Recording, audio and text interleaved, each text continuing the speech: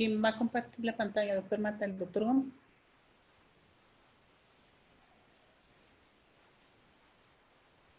Sí, doctora. Buenas noches, ¿cómo están? Buenas noches, doctora, ¿cómo está? Hola, Carlos. También buenas noches. Mira, en la parte central dice compartir pantalla. Ok, Ahí ya empiezo. le das clic y déjenme nada más quitar este sonido. Ahí le das clic y ya te va a aparecer, seleccionas lo que quieres compartir Sí. y ya va a aparecer. Estás ya compartiendo. Y ahora más le das modo presentación. Doctora, ¿usted lo va a presentar verbalmente o tiene alguna imagen para presentarlo? No, solo verbalmente. Ok, muy bien. Y ya está listo para iniciar. En el momento que quieran, listo. Pues ustedes nos dicen en qué momento empezamos. Estamos listos, doctora Carmen. Ok. Entonces empezamos. De acuerdo. De acuerdo. Bien. Hola, buenas noches. Es un gusto estar esta noche coordinando una plática programada por CIDBI para fomentar la enseñanza de médica continua. Soy la doctora Carmen Salazar Pérez, soy médico internista, trabajo en el Capacit de Ciudad Juárez y esta noche soy vocero de la MIAVIS o de la Asociación de Médicos Especializados en Atención de VIH y SIDA en el estado de Chihuahua. Por mi conducto, pues agradecemos a CIDBI la invitación a participar. Bien, tengo el gusto de presentar al médico ponente de esta plática, el doctor Carlos Augusto Gómez Ponce. Él es médico infectólogo pediatra, adscrito a la clínica de VIH del Hospital 35 del Seguro Social en Ciudad Juárez. Es egresado del Hospital Infantil de México Federico Gómez y es miembro activo de AMIAGIS. El tema de hoy es aprendiendo del pasado para enfrentar la pandemia actual del COVID-19. Sí, les pediría pues silenciar sus micrófonos y utilizar el chat para realizar sus preguntas y comentarios. Y al final de la presentación, si gustan participar con sus micrófonos abiertos, como siempre, pues será muy bien recibido. Entonces, doctor Gómez, si usted gusta comenzar. Muchas gracias, doctora Carmen. Agradezco a los panelistas y a los participantes de poder dar esta plática a nombre de MEAVIS y de CIDBI. El tema de esta plática es aprender del pasado. Está muy de moda esta contingencia y la pandemia del COVID-19, pero pues es importante recordar la historia de las pandemias que han ocurrido en este mundo y cómo estas pandemias nos han cambiado, tanto para bien como para mal. Las enfermedades infecciosas, a diferencia de otras enfermedades no comunicables, son las únicas que tienen el potencial de cambiar el día a día de la sociedad. Ninguna otra enfermedad es capaz de hacer esto. En palabras del doctor Michael Osterholm, las enfermedades infecciosas pueden interrumpir viajes, comercios, industrias, provocar inestabilidad política, y eso es lo que estamos viviendo el día de hoy. Pues bueno, estas pandemias, muchas personas las han empezado a hablar sobre esto, no solamente en este tiempo, pero desde muchos años antes. Y no es que se traten de personas que sean videntes o que tengan una bola de cristal, sino simplemente estas personas se han encargado de documentar la historia, lo que ha ocurrido con estas pandemias, y desde años anteriores, desde el 2015, en esta plática de Bill Gates en una TED Talk, en donde habla sobre que la probabilidad de que lo que cause la muerte de millones de personas sea un virus a una guerra. Otras publicaciones, como en la revista Times en el 2017, pues habla sobre que el mundo no está listo para una pandemia. Si nosotros revisamos estas publicaciones al día de hoy, pues pareciera que son publicaciones que nos predijeron el futuro, ¿no? Pero pareciera que no las tomamos en cuenta. Y es que las enfermedades infecciosas pueden llegar a causar diferentes muertes y siempre son comparadas con guerras. En la tabla del lado izquierdo podemos ver los estimados de muertes que han ocurrido en los Estados Unidos, que es donde hay más documentación, y la comparan las muertes que han ocurrido tanto con la epidemia actual, la pandemia actual, con las guerras en la Segunda Guerra Mundial. Entonces vemos que el mayor número de muertes, por lo menos en Estados Unidos, ha sido una enfermedad infecciosa, en este caso la gripe española. Y pues precisamente estas enfermedades infecciosas tienen el impacto la posibilidad de poder impactar económicamente a las naciones, provocar cambios sociales, incluso hasta cambios de comportamiento individual. Se ha hablado mucho sobre la salud mental. Se puede provocar también inestabilidad política y además estas enfermedades infecciosas incrementan la mortalidad de otras enfermedades, precisamente por la desviación de los sistemas de salud para poder controlar las pandemias. Entonces, pues no estamos exentos de sufrir cambios. Y es que no solamente han cambiado políticamente, socialmente, sino que dentro de varias culturas las enfermedades infecciosas han cambiado la forma en que vemos el mundo. Desde pandemias tan antiguas como la plaga bubónica, donde hubo muchas muertes y provocaron movilizaciones sociales. Muchas de las razones por las cuales existieron estas migraciones masivas de personas fue precisamente por la cuestión de las muertes en enfermedades infecciosas que provocaron que las personas se desplazaran. Tenemos el ejemplo de las expediciones de Cristóbal Colón, del Viejo al Nuevo Mundo, donde se trajeron enfermedades como viruela o sarampión, que provocaron, por ejemplo, extinción casi de los indios de las islas caribeñas. También han existido cambios en las economías globales, y no solamente globales, sino también religiosas, como el caso de 1623, la muerte de un papa por malaria, provocó que se movilizaran para poder encontrar la cura. Entonces, varios años después identificaron a la quinina como el tratamiento para la malaria. Epidemias como el VIH, la más reciente en Sudáfrica, ha provocado reducción del Producto Interno Bruto de ese país hasta en un 17%. También, pues, los cambios en la cultura y en los hábitos higiénicos se han modificado gracias a estas pandemias. Por ejemplo, el consumo de leche pasteurizada, todos los grandes cambios que se dieron gracias a científicos en estas épocas por las diferentes pandemias, han cambiado y han dado forma al día a día de nuestro mundo. Pero bueno, aquí la pregunta es, ¿por qué emergen nuevas enfermedades? Estas nuevas enfermedades emergen, son enfermedades nuevas, enfermedades poco conocidas o enfermedades que ya se conocían y que durante un tiempo estuvieron sin provocar pandemias, pero que vuelven a emerger. Pero para poder hablar de esto tenemos que recordar, pues, a nuestro enemigo.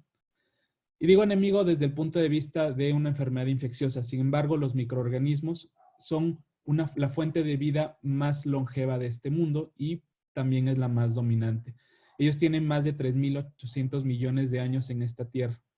Son esenciales para funciones del planeta y en el ser humano. Nuestro microbioma está compuesto de bacterias y los genes de este microbioma son mucho mayores a los genes que tienen nuestras células humanas.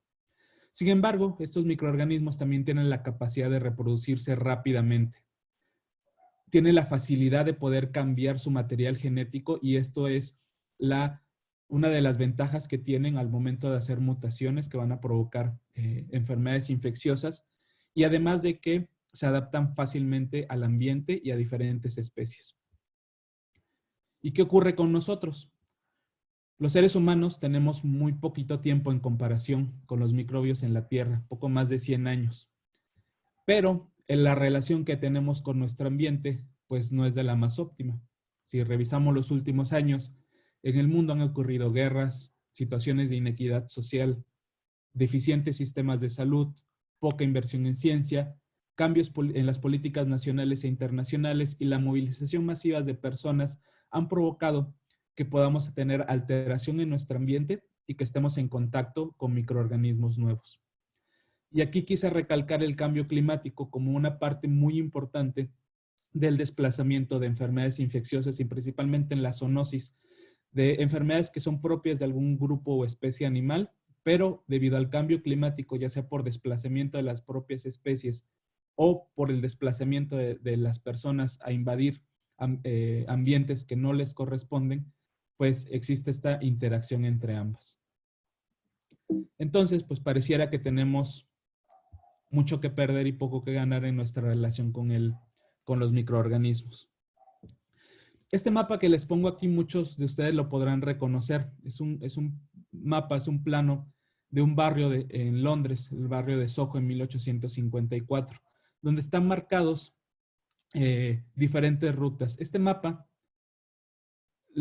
se creó precisamente para investigar un brote de cólera en 1854. Las casas marcadas son aquellas casas en donde se vieron afectados las personas que tenían cólera. Un médico muy famoso llamado John Snow utilizó este mapa para poder identificar a las personas que estaban enfermas y poder identificar de dónde venía esta enfermedad. Y es por eso que a John Snow se le conoce como el padre de la epidemiología moderna. Esta ciencia que busca las claves para poder identificar y rastrear enfermedades. Y gracias a esta ciencia, muchas de las enfermedades infecciosas se han podido identificar, rastrear y en ocasiones erradicar. Y nos lleva a 4 preguntas que han sido fundamentales en la función de la epidemiología. Obviamente esto ha ido cambiando gracias a la tecnología, pero siempre que hay una enfermedad infecciosa y más una pandemia, nos tenemos que hacer por lo menos estas 4 preguntas. ¿Quién está enfermo? ¿Cuáles son sus síntomas? ¿Cuándo se enfermaron? ¿Y en dónde podrían haber estado expuestos a la causa de la enfermedad? Entonces, estas preguntas nos llevan a poder identificar la causa de una enfermedad infecciosa y son muy útiles para la identificación de las pandemias. Entonces, vamos a hablar ahora de tecnicismos acerca de la definición de endemia, epidemia y pandemia. Estas ocurrencias están definidas por escala geográfica y no por severidad de la enfermedad. Muchas veces hablar de pandemia es hablar prácticamente como el fin del mundo, pero no, simplemente nos habla de que la enfermedad de la que estamos hablando abarca lugares prácticamente en los 5 continentes. Epidemia, la vamos a estar escuchando muy frecuentemente, es la ocurrencia de una enfermedad que donde antes no se conocía o se incrementa en el número de casos conocidos y la podemos intercambiar en sus nombres. Podemos hablar de epidemia, brote o concentración, pero todas nos referimos a lo mismo. Muchos epidemiólogos opinan que dependiendo del impacto que quieras dar hacia los medios, pues hablas de epidemia, brote o concentración. Entonces, recordar que se da por escala geográfica y no tanto por la severidad o la mortalidad que provoca esta enfermedad. En esta tabla también podemos ver los estadios, cómo esta interacción, principalmente en las enfermedades zoonóticas, esta interacción del ser humano con una especie distinta, tienen una adaptación del patógeno y qué tanto se incrementa el riesgo de pandemias. Tenemos cinco estadios. Y esos estadios nos hablan de las interacciones que se tienen tanto con una especie animal como la interacción. A partir del estadio 3 es donde existe este brote masivo en donde ocurre la transmisión de este virus nuevo de una especie a otra. En este caso de un animal distinto al ser humano. Y conforme vamos avanzando en los estadios, y tenemos una transmisión predominantemente entre humanos, tenemos un estadio 5 de enfermedades que se transmiten directamente a humanos, como es el caso de la viruela, o en el caso de las enfermedades respiratorias como el COVID-19 o influenza, hubo transmisiones primero en animales y posteriormente entre los seres humanos. Esta infografía también ha sido muy reconocida, hablando de las historias de las pandemias y cuál ha sido la enfermedad infecciosa que más ha causado muertes. También tomando el punto de vista de la situación en la que el planeta y los habitantes del planeta se encontraban. La plaga bubónica o la muerte negra que provocó la muerte de cerca de 200 millones de personas en los años 1300, pero pues recientemente enfermedades como la viruela, que ha sido ya erradicada, pues provocó también la muerte de un número significativo de personas. Entonces, la intensidad que ha provocado estas enfermedades en cuanto a muerte superan por mucho cualquier guerra que haya existido en la humanidad. Y bueno, entonces teniendo un poco el contexto de estas enfermedades infecciosas que provocan pandemias, vamos a hablar un poco de las pandemias de la época moderna. Y me quise enfocar en la época moderna, dejando un poquito atrás la historia sobre lo que ya vimos, porque estas pandemias de época moderna nos han moldeado el mundo y nos han moldeado las civilizaciones y las sociedades para ser lo que somos ahora. Y vamos a hablar primero del cólera. Entonces, hablando más bien también en tecnicismos, el cólera es esta enfermedad infecciosa causada por una bacteria llamada Vibrio cholerae.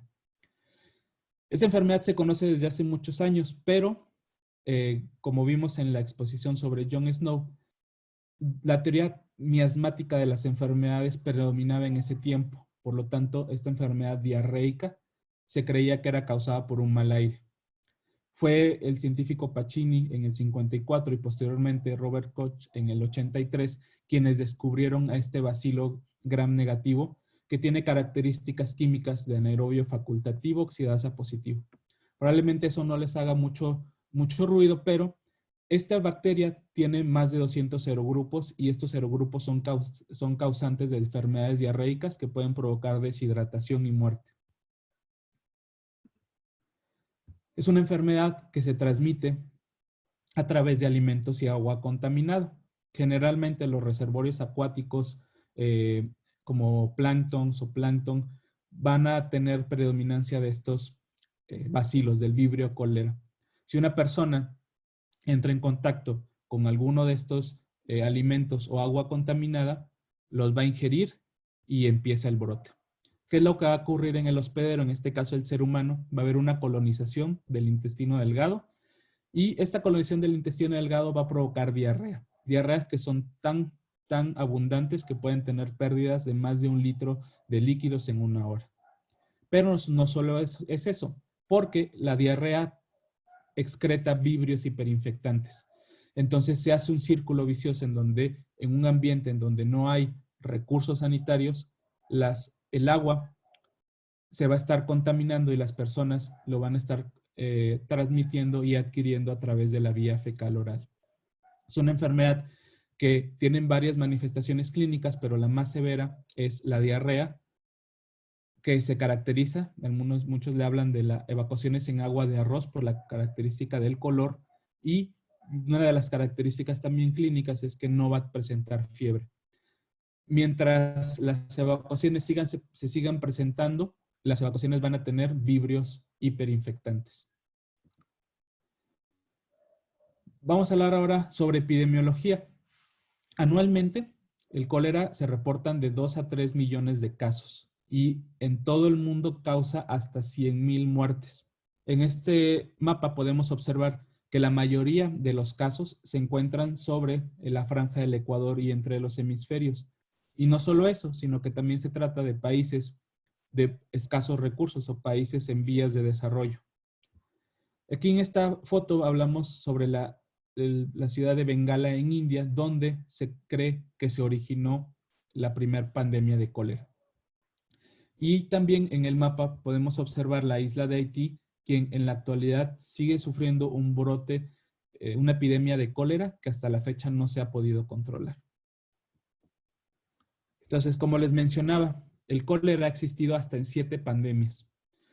Imagínense, si solamente estamos aterrorizados con una pandemia de coronavirus, el mundo ha sufrido hasta el 75, 7 pandemias de cólera. Y es así como se movilizó desde el sudeste asiático hacia todo el mundo. Desde 1975 ya no ha existido otra pandemia, pero los brotes siguen existiendo. El más reciente fue en el 2017 en Yemen, pero en la actualidad, desde el 2010, Haití ha sido de los países más afectados por esta pandemia de cólera. Ese es un mapa del origen de la 7ª pandemia y si nos fijamos aquí desde el aislamiento en 1960, la epidemia se reporta a partir de 1961, no es algo que ocurra de la noche a la mañana. Tienen que existir muchos factores para que una pandemia se origine. En este caso, de la bahía de Bengala, personas desplazaron hacia diferentes estadios, hacia diferentes países y ciudades, este Vibrio cholerae, para que ocurriera esta pandemia que duró de 1961 hasta 1975 y todavía un brote en Australia. Pero pues, esta pandemia se fue cociendo lentamente y es que ninguna pandemia ocurre de la noche a la mañana. Tienen que existir muchos factores para que esto pueda llegar a ocurrir. Sin embargo, las pandemias de cólera nos han dejado mucha enseñanza. Una de estas es que los postulados de Koch sirvieron para la identificación del bacilo. Y es por eso que en 1853 fue que se descubrió y se describió por primera vez al vibrio cólera gracias a estos postulados de Koch.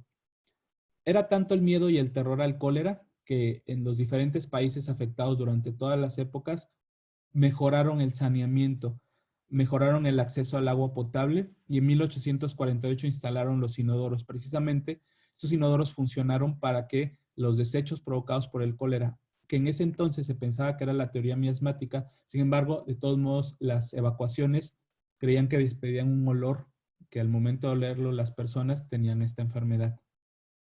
Y otro hito también muy importante en la medicina fue que en 1832, como parte del tratamiento para el cólera, se hizo la primera aplicación de solución salina intravenosa. Y esto ayudó a reducir la mortalidad del 70 al 40%. No sabemos si no hubiera existido esta pandemia, hubiéramos utilizado esta solución salina como la tenemos utilizando ahora en día.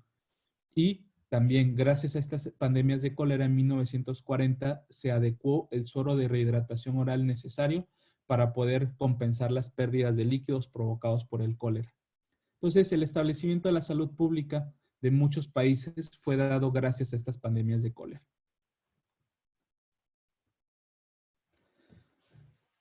William Osler, en una de sus grandes citas, mencionó que la humanidad tiene solo 3 grandes enemigos: fiebre, hambre y guerra. Y de estos, con mucho, el más grande y de lejos el más terrible es la fiebre. Y es por eso que esta introducción me gustó para hablar sobre la malaria. La malaria es una de las enfermedades más antiguas que existen en el mundo y que a la fecha sigue todavía afectándose. Malaria proviene de esta palabra de mal aire, porque igual las teorías miasmáticas de las enfermedades mencionaban que estos mal aires causaban fiebres y enfermedades. El primer caso data del año 450 a.C.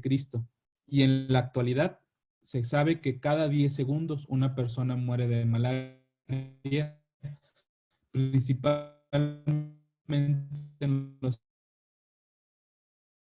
países que vemos en este mapa pintado, países del Ecuador y países que están en desarrollo. Se cree que ha causado 500 millones de casos y ha provocado de 2 a 3 millones de muertes en el mundo. Y el 40% de la población mundial está en riesgo de adquirir malaria. Malaria es causada por un protozoario que es transmitido a través de un mosquito, que es el mosquito Anófeles. Protozoario es el Plasmodium, que tiene varias especies. Tiene un ciclo de vida que provoca enfermedad persistente y que va a tener 2 etapas, la infección sanguínea y la infección hepática. Pero va a tener también recrudescencia y recaídas de la enfermedad. Y la enfermedad principalmente se va a caracterizar por fiebre. Y es que las manifestaciones clínicas son derivadas de una tormenta de citocinas inflamatorias, infecciones respiratorias y todo esto que va a provocar que el 100% de las personas que tienen malaria es fiebre. Y uno de los diagnósticos diferenciales de fiebre de origen a determinar en un paciente que vive en el trópico es malaria. Cefalea, debilidad, sudoración nocturna también son manifestaciones clínicas muy visibles en malaria. Entonces, malaria sigue siendo una enfermedad que hasta la fecha no se ha podido erradicar. Hasta 1880 se consideraba transmitida por un mal aire, hasta que el Laverán, este científico, examinó una gota de sangre en un paciente que provenía de una guerra y que tenía fiebre intermitente y la denominó oscilaria malaria. Después, Ross y Grace, estos científicos, asociaron la enfermedad al mosquito Anófeles. Y por lo tanto, a partir de 1900 se empezaron a utilizar de manera masiva insecticidas como el DDT en 1960 y se hizo una campaña masiva de erradicación. También la quinina fue descrita como parte del tratamiento para la malaria y en 1940 se desarrolló su equivalente químico que es la cloroquina. Sin embargo, en la fecha se conoce resistencia a cloroquina y derivados que han hecho de la malaria una enfermedad no solamente difícil de erradicar y de prevenir, sino también difícil de tratar. Y es que la malaria no ha pasado desapercibida por los grandes, por organizaciones como el Banco Mundial o la Organización Mundial de la Salud. Y es que de las enfermedades más mortales, de acuerdo al expresidente del Banco Mundial, Jim Yong Kim, la malaria, y bueno, el único que tiene tratamientos adecuados es el VIH, y es que la respuesta es que hay un mercado en Estados Unidos y en Europa. Y ese es un llamado a las poblaciones que piensan que la malaria no existe o que es una enfermedad desplazada y olvidada, pero que sigue afectando a la población. Y es que la lucha contra la malaria ha generado hasta 5 premios Nobel en fisiología y medicina en un periodo de 100 años. Después del establecimiento de las campañas de erradicación masiva, en 1970 se abandonó este plan, seguido de estrategias para control, porque el control de este mosquito es bastante difícil de lograr. Por lo tanto, la estrategia global actual es tratar a los infectados de manera rápida y oportuna y reducir el número de personas que están en riesgo. O sea, mejorar los sistemas de salud en estos países y en estas ciudades en donde se ven afectados. Y a la fecha, en la Organización Mundial de la Salud se han descrito hasta más de 100 vacunas contra la malaria que se encuentran en desarrollo.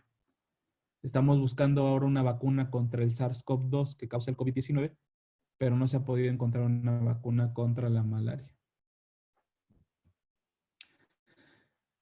Y esta lucha contra la malaria precisamente ha sido tan importante que en 1942 en Estados Unidos se creó la Oficina para el Control de la Malaria en Zonas de Guerra. Y es que la malaria afectaba y mataba más personas que incluso durante la Segunda Guerra Mundial en su campaña en el Pacífico.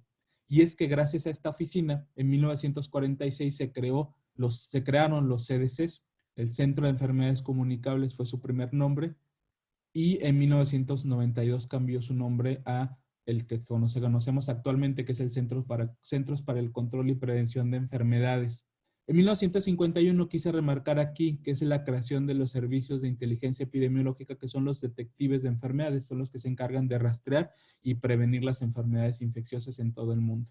Entonces, la lucha contra la malaria nos ha traído buenas cosas, pero todavía está pendiente y hay una deuda muy grande con esos países.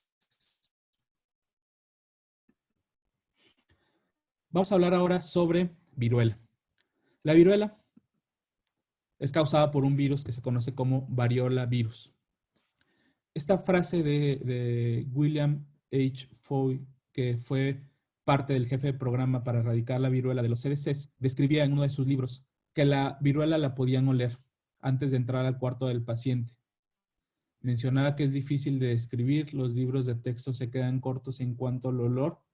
Probablemente ese olor resulte de la descomposición de la carne del paciente por las pústulas y recuerda el olor de un animal muerto. Así de grave es, además de las manifestaciones clínicas que observamos en máculas, pústulas, vesículas que se llenan de pus. La viruela tiene un origen bastante antiguo. Al igual que la malaria, es una enfermedad que ha estado con nosotros desde hace muchos años, pero en la actualidad ha sido una de las enfermedades que se ha logrado erradicar al 100%. Vamos a hablar un poquito de historia aquí y de epidemiología. En esta línea del tiempo los quiero llevar acerca desde su origen.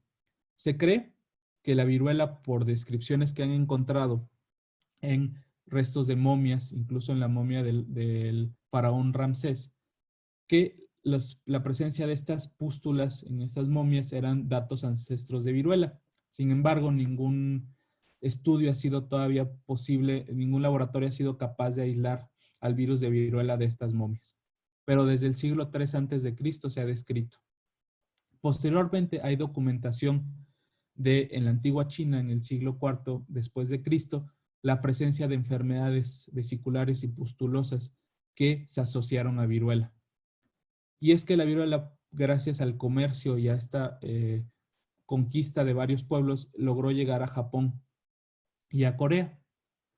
Pero no solamente se extendió hacia el hemisferio oriental, también la expansión árabe a partir de Egipto y la región cercana diseminaron la viruela hacia el norte de África y 2 países europeos, España y Portugal. Posteriormente, las guerras cruzadas en el siglo XI diseminaron la viruela por toda Europa. Y todavía en ese entonces la viruela no era conocida en nuestro continente.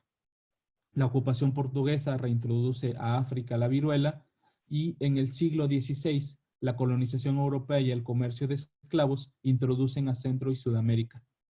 Entonces es ahí donde se conoce por primera vez en nuestro país y provoca la muerte de miles de personas. En el siglo XVII los colonizadores europeos lo importan a Norteamérica y por último las exploraciones británicas lo introducen a Australia para quedarse en prácticamente todo el mundo. Posterior al siglo XVIII, puse ahí una marquita de Edward Jenner porque marcó un hito precisamente en la historia de esta enfermedad. Y fue hasta 1959 que se ocurrió, gracias a la Organización Mundial de la Salud, un plan global de erradicación de esta enfermedad. Sin embargo, tuvieron que pasar más de 20 años para que por fin se pudiera declarar erradicada la enfermedad. Pero bueno, entonces el sueño de la erradicación se empezó a manifestar desde 1796 gracias a Edward Jenner.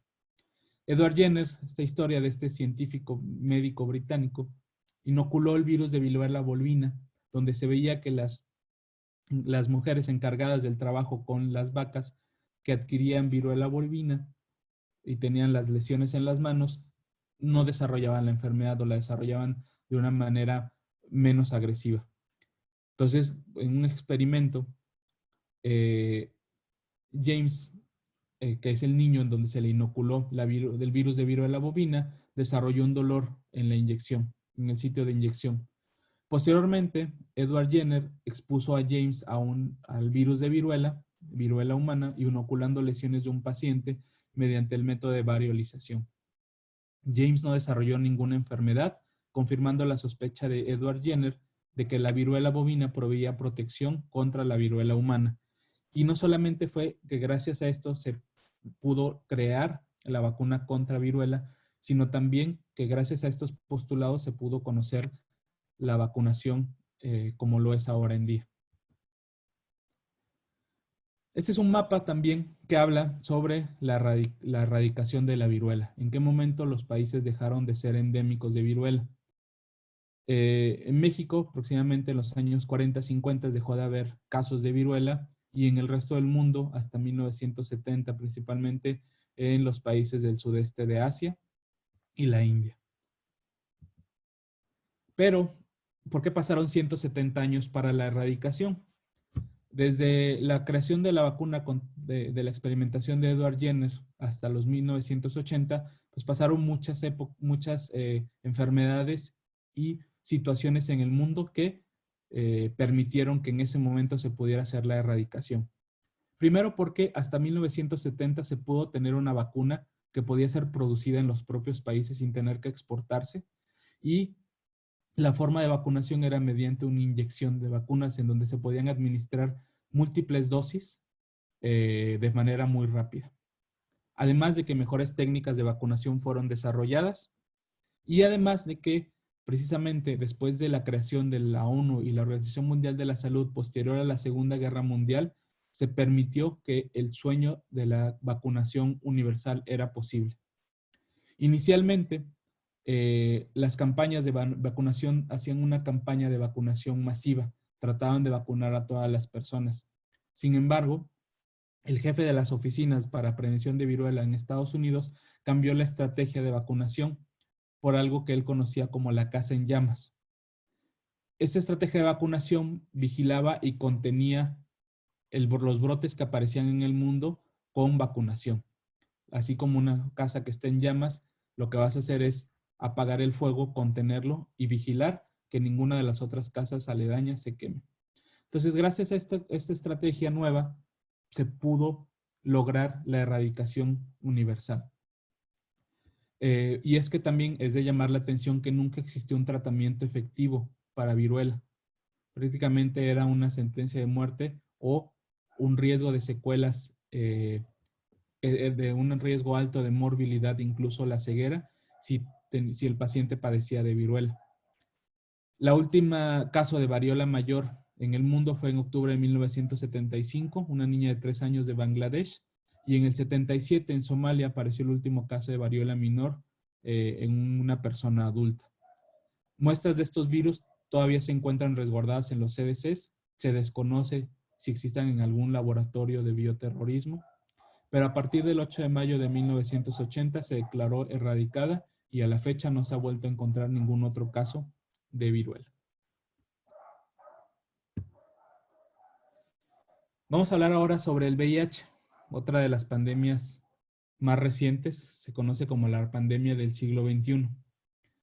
Estos dos ejemplares de revistas científicas publicadas por los CDC reportaron los casos y la aparición de enfermedades que aparecían en personas que tenían sus sistemas inmunológicos bajos, como lo fue el sarcoma de Kaposi y la neumonía por neumocistis carini en ese entonces, pero la diferencia fue que apareció en personas jóvenes que no tenían reportes de inmunodeficiencias.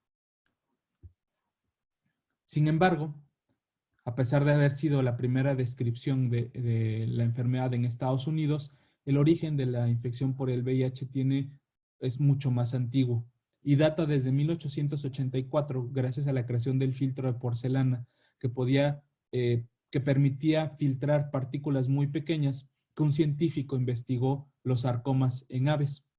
Y tras el paso de filtración, concluyó que un agente infeccioso podía ser capaz de desarrollar tumores.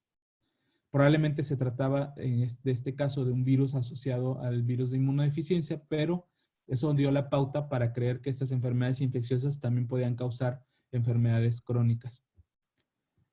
Pero el primer reporte que se tiene de la transmisión del VIH en humanos se data de 1920. Un virus conocido como el virus de inmunodeficiencia simiana ocurrió un cambio, una mutación y un brinco hacia el ser humano y se transformó en el virus de inmunodeficiencia humana, y esto ocurrió en la ciudad de Kinshasa, en la República Democrática del Congo. Gracias a estudios posteriores se dieron cuenta, yendo hacia atrás en los genomas, que la relación entre el virus de inmunodeficiencia simiana y el virus de inmunodeficiencia humana es muy, muy parecido. Posteriormente, en 1937, en la capital de la República Democrática del Congo, en Brazzaville, se describieron los primeros casos de una enfermedad discapacitante que provocaba una disminución del sistema inmunológico. En 1960, por los comercios que existían entre República Democrática del Congo y en Haití, llega el subtipo B del virus de inmunodeficiencia humana tipo 1, que es el que prácticamente se encuentra en todos los países del mundo. Y fue también gracias a la movilización de personas que en 1981 se reportaron los primeros casos de enfermedad en Estados Unidos y se describió a esta enfermedad como el SIDA. Precisamente, y vamos a hablar más adelante sobre el grupo de los 4Hs, que fue como se empezó a estigmatizar la enfermedad. Pero en 1983 se descubrió, gracias a un premio Nobel, la causa del SIDA al virus de inmunodeficiencia humana. Entonces ya se tenía el agente causal de esta enfermedad que causaba inmunodeficiencia. Y en el 84 se describe al linfocito T como el receptor del VIH. Y es que este virus tiene la capacidad de provocar la disminución de estas células de defensa y en una historia natural de la enfermedad puede llevar a la muerte. Esta tablita es muy conocida por los médicos que tienen personas que viven con VIH. Y es que la enfermedad es una enfermedad crónica que provoca la disminución de estas células de defensa y la aparición de enfermedades oportunistas, y sin un tratamiento oportuno puede llegar a provocar la muerte. Muy bien. Entonces, en la actualidad, pues es una pandemia, es una epidemia, el VIH, que sigue y sigue y sigue. Todavía hasta el 2016 había 36.7 millones de personas afectadas en el mundo. Pero, pues el VIH no respeta ni lugar social, ni estatus económico, ni tampoco edad. Los menores de 15 años representan en el mundo 2.1 millones de personas que viven con VIH. Y todavía 1 millón de personas en el mundo hasta el 2016 morían por esta enfermedad y por causas asociadas a la inmunodeficiencia. Y es que gracias a estas investigaciones se ha permitido lograr que el VIH sea una enfermedad controlable. La aparición de nuevas drogas, de medicamentos con menores efectos adversos, se está en estudio nuevas formas de la administración, vacunación, que ha permitido que en la actualidad se cambien los paradigmas acerca de esta enfermedad. Y es por eso que las campañas desde el año pasado de indetectables igual intransmisible nos habla de que las personas que toman una terapia antirretroviral totalmente efectiva va a obtener la supresión virológica al lograr niveles indetectables y así ya no va a transmitir la enfermedad. Entonces la ciencia ha avanzado tanto para encontrar una posible cura a esta enfermedad. Sin embargo, no ha sido un camino fácil y eso es lo que nos ha enseñado enfermedades como el VIH.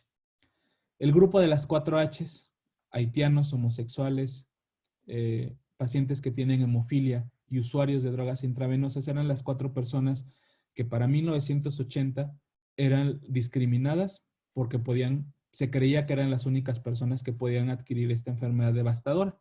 Pero en la actualidad sabemos que cualquier persona lo puede adquirir. Entonces, la lucha social y el activismo que nos ha enseñado el VIH, la lucha de estas personas contra el estigma, contra el acceso a medicamentos, contra el acceso a la investigación, es lo que ha permitido que la disminución de la epidemia y una posible cura exista. Esta gráfica de los objetivos 90-90-90 que en CIDBI hemos repetido y se han hablado en todas las conferencias que hablamos sobre VIH, es el acceso al tratamiento para todos para lograr disminuir y controlar la epidemia de VIH. No ha sido nada fácil, pero el VIH en su lucha activista nos ha enseñado en las pandemias actuales cómo es que se tiene que actuar y cómo se tienen que exigir los derechos de salud para todos. Ahora vamos a hablar sobre influenza. Hay una parte de un libro que me gusta mucho, en donde este doctor, que es exdirector de la Oficina de Respuesta y Preparación de Emergencias, habla de que si una película de horror se tratara sobre un patógeno, sin duda, el más temido de todos sería influenza, más allá de ébola, precisamente por la capacidad de transmisión de influenza y la facilidad que tiene de contagiarnos. Y es que influenza es un virus que causa enfermedades respiratorias muy frecuentemente. De hecho, en los últimos 400 años se han reportado brotes por lo menos cada 3 años, de 1 a 3 años por los últimos 400 años. Y causa un curso de enfermedad muy distinto, desde fiebre, ataque al estado general, astenia, dinamia, hiporexia, hasta complicaciones respiratorias graves, como neumonías virales puras o coinfecciones bacterianas, pues gracias a que destruye el epitelio respiratorio. Y además, la última pandemia en el 2009 nos enseñó que existen complicaciones de influenza que también son no respiratorias, como son complicaciones del sistema nervioso central, como Guillain-Barré, miositis o infarto al miocardio.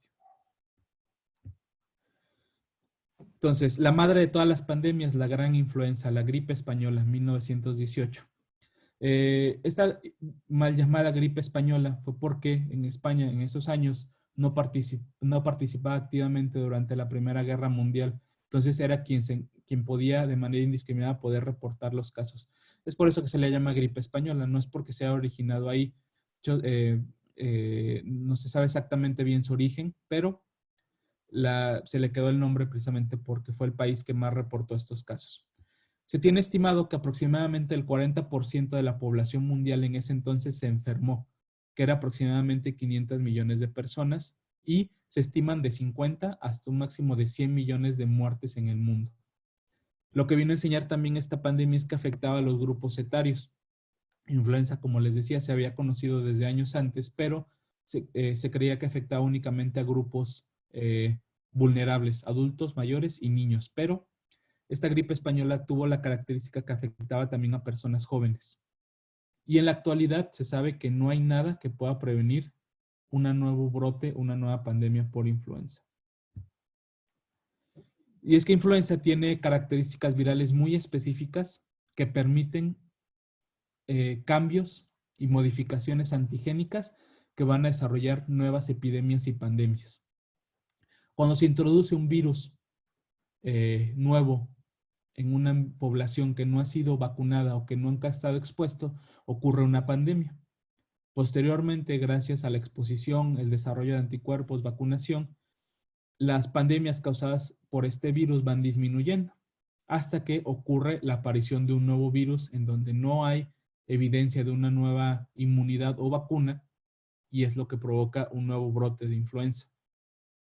Y en la actualidad han existido 4 pandemias de influenza. La gripe española en 1918, que posteriormente se supo que era un virus AH1N1.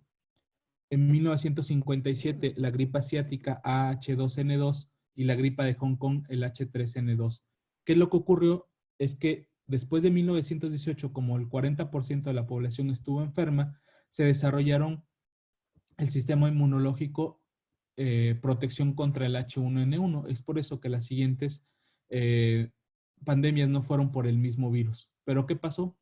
Más cerca de 100 años, 90 años posteriores a la gripe española, un nuevo virus H1N1 de origen en México provocó la enfermedad y la muerte de cerca de 400,000 personas por complicaciones respiratorias, más 179,900 muertes por complicaciones cardiovasculares. Entonces, eso fue la mortalidad del 0.01% de la población mundial.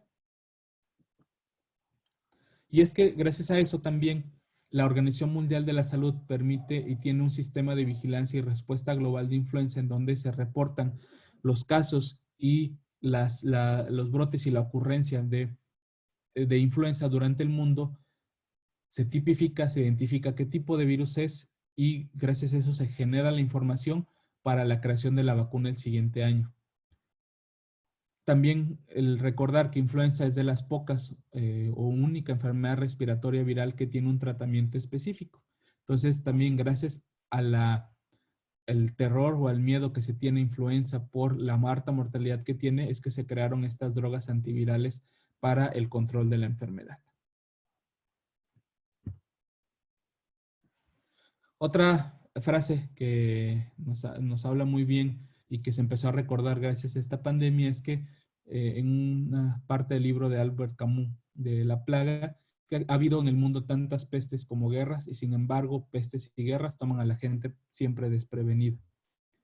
Es por eso que por último vamos a hablar sobre el SARS.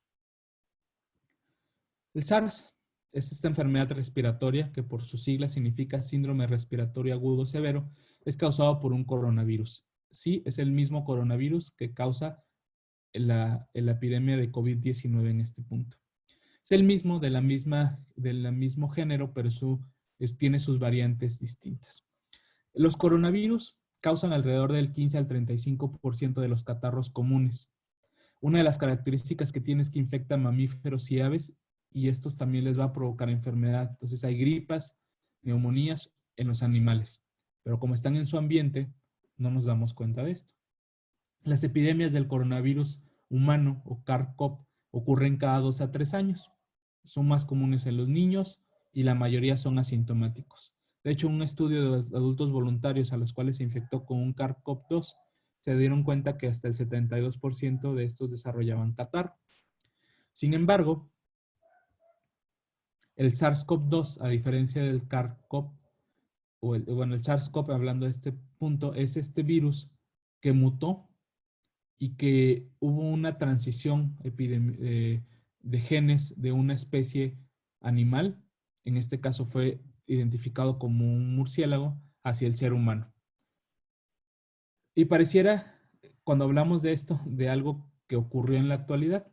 En China, en el 2002, noviembre del 2002 a febrero del 2003, reportó 305 casos de un síndrome respiratorio agudo de etiología severa, de etiología desconocida, que se iba a conocer posteriormente como SARS. Pero lo reportó hasta el 10 de febrero del 2003. ¿Qué fue lo que ocurrió? China no reportó los casos como debiera de haberlo reportado. Y son algo que está ocurriendo, que ocurrió en la actualidad con el SARS, con el COVID-19. Dentro de las investigaciones que se hicieron y el estudio de los superdiseminadores de la enfermedad, está la historia del Hotel Metropole en Hong Kong, donde un hombre hospedado diseminó el SARS a todos los huéspedes del piso 9. Y estas personas llevaron el brote a lugares tan lejanos como Toronto, Singapur, y también a Vietnam. Para el 5 de julio del 2003, un año, prácticamente casi un año después de los reportes de los primeros casos, hubo 8,439 enfermos y 802 muertes. Y entonces, para el 2003, la Organización Mundial de la Salud marcó el fin del brote del SARS, pero no lo marcó como un fin de la enfermedad, sino como una meta alcanzada, que se controló el brote. Y en esa carta y en ese discurso de la Organización Mundial de la Salud, se mencionaba que el SARS continúa siendo una amenaza para la salud pública. Ojo ahí. Sigue siendo y en la actualidad lo es. Y es que el mundo no está libre de SARS.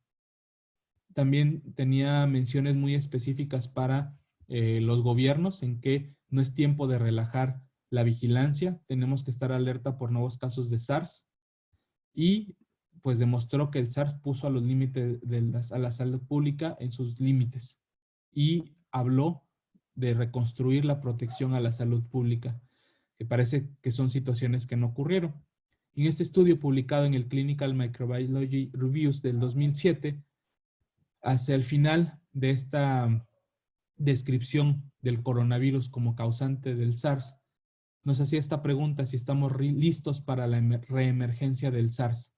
Y al parecer no, porque mientras sigan existiendo, por ejemplo, la cultura de comer animales exóticos en el sur de China, es una bomba de tiempo y la posibilidad de la reemergencia del SARS y otros virus nuevos no puede ser ignorada. Y bueno, por último vamos a hablar de las conclusiones. De todas estas pandemias podemos tomar muchas enseñanzas. Como les mencionaba al principio, podemos hablar de cosas buenas, podemos hablar de cosas malas y podemos hablar de las enseñanzas que nos dejaron. Y es que la salud pública se ha forjado gracias a estas epidemias. Entonces, de cada situación de desastre, siempre se deja una enseñanza. Se tiene que buscar la verdad. El propósito de cualquier sistema de vigilancia epidemiológico es buscar la verdad. Buscar exactamente de dónde surgen las enfermedades infecciosas, cómo surgieron y siempre reportando la verdad. Hay que prestar el tiempo y la atención necesarias para mejorar sistemáticamente las herramientas de salud y las técnicas para aplicarlas. Es importante hacer una reflexión para poder saber si las herramientas de salud que están en mi comunidad son las adecuadas y si la técnica que yo tengo para implementarlas también son las adecuadas. Las colisiones son poderosas. Las pandemias no se pueden erradicar de manera única por gobiernos.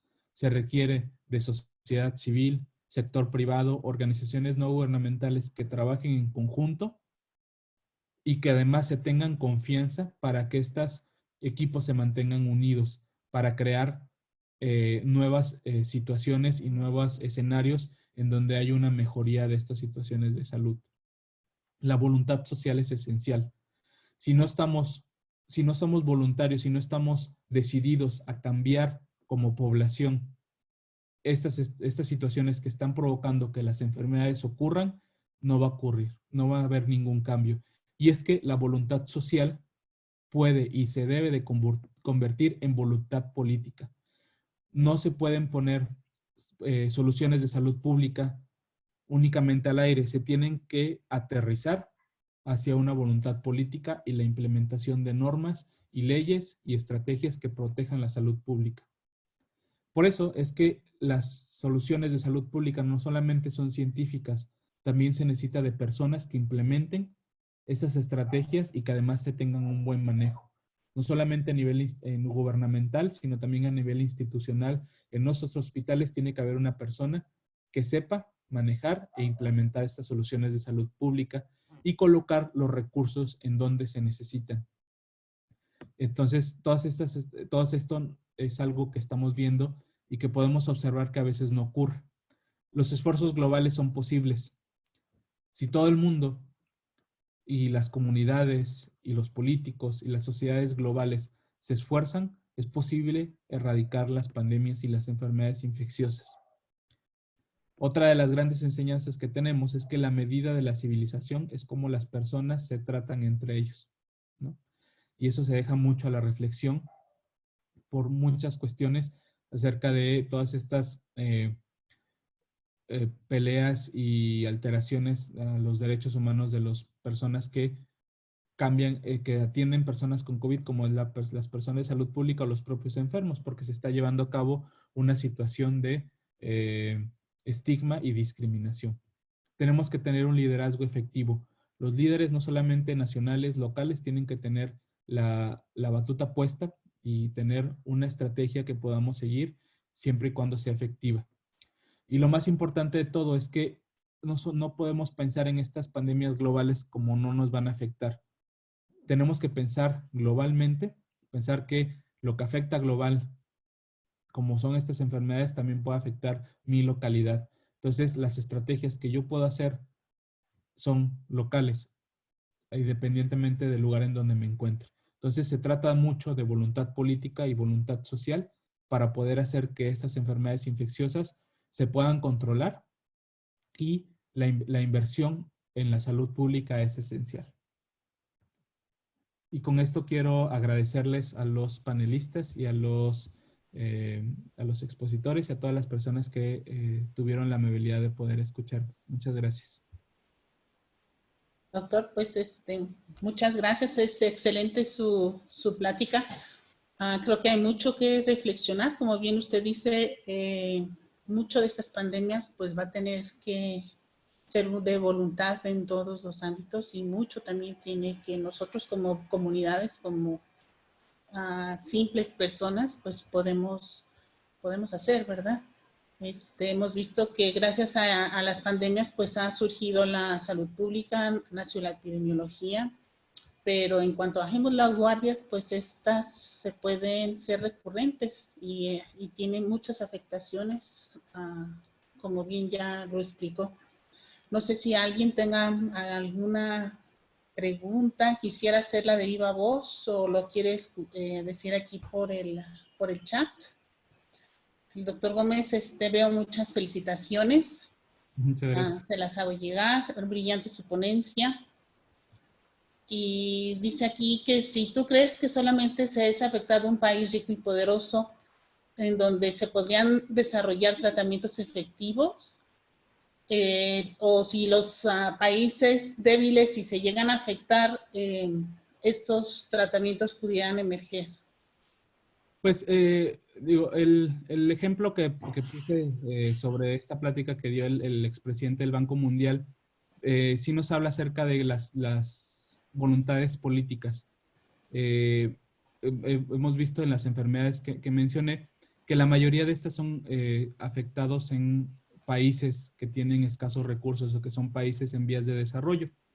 Y por eso muchas de estas enfermedades, aunque no lo mencioné, que son estas pandemias, se llaman enfermedades olvidadas. Son enfermedades que salen de la luz pública, pero que siguen matando a miles de personas. Entonces, si no hay voluntad política para los países que tienen recursos o que hacen investigación en salud para hacer tratamientos efectivos, estos países van a seguir siendo afectados y van a emerger las mismas enfermedades. Un ejemplo muy claro, sin ahondar mucho en la política, pues es el congelamiento que hizo el gobierno de los Estados Unidos a la Organización Mundial de la Salud, ¿no? Parte del que la Organización Mundial de la Salud trabaje tanto es gracias a los apoyos de países que tienen recursos mucho mayores que la mayoría. Entonces, estas políticas, si no hay voluntad política, esas enfermedades nunca van a poder desaparecer. Muy bien. ¿Cuál crees que sería nuestra intervención o la intervención que ha tenido más impacto para comprometer a la sociedad como parte de la respuesta? Yo creo que la vacunación ha sido una de las estrategias que han tenido más impacto. Muchas de las enfermedades que se han logrado controlar y que son devastadoras son gracias a las vacunas. Se creía que el sarampión estaba prácticamente erradicado y estamos viendo que junto con la pandemia del COVID pues ha ocurrido más de 100 casos en la Ciudad de México de una enfermedad que pues existe vacuna y prevención para esto. Entonces, yo creo que una de las estrategias más importantes y que más fuerza han tenido son las vacunas, y seguido además de el agua potable, ¿no? como parte también de la erradicación o por lo menos de la disminución de los casos de enfermedades diarreicas. Muy bien. Pues no sé si tengan alguna otra pregunta o algún otro comunicado. Hay una pregunta sobre que en el 2019 hay un artículo que surgió de virus de murciélagos en China que menciona la posibilidad de resurgir una epidemia de SARS en China. ¿Actualmente se tiene alguna perspectiva de una posible siguiente pandemia? Si es así, ¿cuál? Pues bueno, todos los expertos en el tema coinciden en que la siguiente gran pandemia que va a ocurrir es influenza. Precisamente porque influenza y más el bird flu que le llaman, que es la gripe aviar, el comercio que existe entre animales, entre aves, no solamente en el comercio, sino que por los desplazamientos que tienen masivos, pueden llevar esas enfermedades prácticamente a cualquier lado. Entonces, cuando en el 2015 Bill Gates hablaba sobre la siguiente gran pandemia, prácticamente todos están enfocados en que es influenza. Posiblemente este COVID-19 tomó a todos por sorpresa, pero no es la gran pandemia que se espera, a pesar de que va a tener repercusiones bastante importantes, los que todos concuerdan en que la reina de las enfermedades infecciosas y de las pandemias es influenza. Entonces, precisamente porque puede surgir de algún cambio de virus de un ave a una persona en cualquier parte del mundo. De acuerdo. Y de acuerdo a las enseñanzas de las pandemias pasadas, ¿qué podemos aplicar ahora para combatir al COVID-19? Pues precisamente la voluntad social, ¿no? Yo creo que gracias al acceso a las redes sociales y el internet, podemos tener más a la mano la información, pero también podemos caer en información falsa o en creencias, ¿no?, de la población. Entonces, la voluntad social de quedarse en casa me parece que es una de las mejores enseñanzas que tenemos para poder aplanar la curva y combatir la actual COVID-19. La voluntad social y la voluntad política. Porque si no se observa voluntad social y si no se unen las voces para poder exigir a los gobiernos los cambios, no va a haber ningún cambio y la siguiente gran pandemia nos va a tomar otra vez desprevenidos. Okay. Hubo alguien que levantó la mano, no sé si quiera intervenir con el micrófono abierto.